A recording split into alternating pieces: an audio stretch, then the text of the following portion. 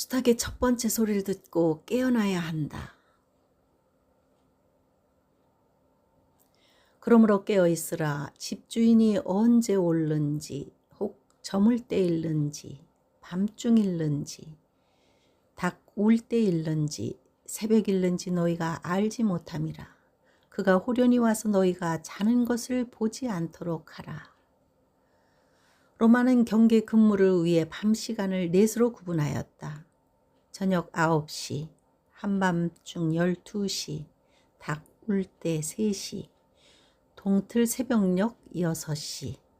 하룻밤은 사람의 일생을 상징하는데 인생은 하룻밤 머물다 가는 것이다. 경계 근무 시간은 주님이 오실 때를 대비하는 시간이다. 때를 잘 분별해서 넷 중에 하나를 알아낸다는 개념보다 넷 중에 어느 하나에 오신다는 의미다. 그나마 시간을 표시하는 것은 닭이 울 때와 동틀 새벽녘이다. 복음서에서 주님은 닭을 2번 언급하셨다. 마가는 13장에서 닭이 울 때를 재림의 시간에 포함시켰다. 두 번째 닭에 대한 언급은 14장에서 베드로가 주님을 부인할 것으로 주님께서 사용하셨다. 주님께서는 베드로가 닭이 2번 울기 전에 3번 부인할 것을 예고하셨다. 그날 밤 주님은 1시간도 깨어 기도하지 못한 베드로가 시험당할 것을 확인하셨다. 제자들은 다 도망가고 요한과 베드로만 대제사장의 집까지 따라갔다. 하녀의 말에 베드로가 첫 번째 주님을 부인하였다. 베드로는 무엇이 두려웠을까? 만약 베드로가 그렇다 시인하면 종들에게 잡혀 주님 옆에서 함께 신문 받을 것을 두려워했을까? 베드로는 주님이 사내들인 공의원들에게 침뱉음을 당하고 그들이 주먹으로 얼굴을 치는 것을 보았을 것이다. 그렇다면 그것을 보고 두려움이 아니라 오히려 의분을 느껴야 했다. 물론 베드로가 우리보다 못해서 그런 것이 아니며 우리도 다를 바 없었을 것이다. 그러나 베드로는 나는 내가 말하는 것이 무엇인지 알지도 못하고 깨닫지도 못하겠노라. 아주 구체적으로 부인하는 말을 했다. 마가의 기록이 베드로의 증언을 토대로 기록된 것을 감안하면 마가의 기록은 가장 정확한 대답이다. 이때 첫 번째 닭이 울었다. 실험에 의하면 닭은 동트기 2시간 전에 첫 닭이 울기 시작한다고 한다.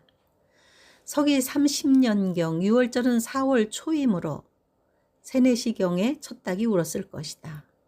그러므로 베드로가 예수님을 첫 번째 부인한 시각은 새벽 3시에서 4시였을 것이다. 그런데 베드로가 주님의 말씀을 기억난 것은 3번 부인하고 난 후에 두 번째 닭이 울었을 때라고 한다. 왜 첫 번째 닭이 울었을 때에는 주님의 말씀이 기억나지 않았을까? 주님이 3번이나 기도하실 때 베드로는 기도하지 않고 잠을 잤기 때문이다. 그나마 두 번째 닭이 우는 소리에 주님의 말씀이 기억나서 회개한 것은 은혜다. 그런데 누가는 이때 주님께서 3번 부인하는 베드로를 바라보셨다고 가장 자세하게 기록했다. 자신의 한계를 통절하게 절감한 베드로는 이후 참으로 낮아진 사람이 되었다. 닭은 캄캄한 밤에 시간을 알린다. 닭은 새벽이 왔음을 알리는 알람이다. 닭은 깨우는 역할을 하고 깨어날 시간을 표시한다. 조류는 빛에 민감하여 미세한 빛을 감지하고 생체시계로 불리는 송과체가 자명적 역할을 하기 때문이다. 빛이 차단된 공간에서는 새벽이 되어도 닭은 울지 않는다고 한다. 수탉은 새벽이 되면 무조건 울어야 한다. 누구의 눈치를 보면 안 된다. 독일 교회는 십자가 대신에 수탉을 상징으로 사용한다.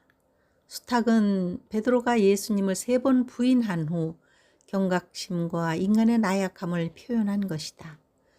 하지만 독일 교회에서 수탉의 경고와 통곡은 사라졌다. 그러므로 닭이 울 시간은 파수꾼의 나팔 소리가 들리는 때다. 첫 번째 수탉의 소리를 듣고 깨어나야 한다.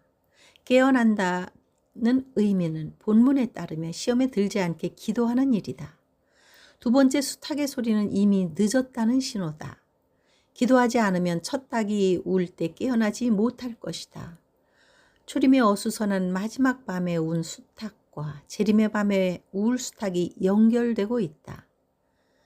두 번째 닭이 우는 소리에 깨어난 자들은 슬픔을 가누지 못한다. 어찌하여 닭이 우는 소리에 깨어나지 못했을까? 어찌하여 기도하지도 회개하지도 않았던가? 어찌하여 주님의 말씀을 그렇게 읽고도 깨어날 생각을 하지 않았을까? 얼마나 주님께서 많은 경고를 최종 세대에 주시고 많은 파수꾼들을 보내어 경고하셨는지 왜 그렇게 하셨을까 깊이 생각하지 않았던가? 대환란 때에 비교하지 않을 자가 거의 없을 것이라는 의미다. 지금이라도 정신 차려서 환란에 남겨지지 않도록 힘써야 한다.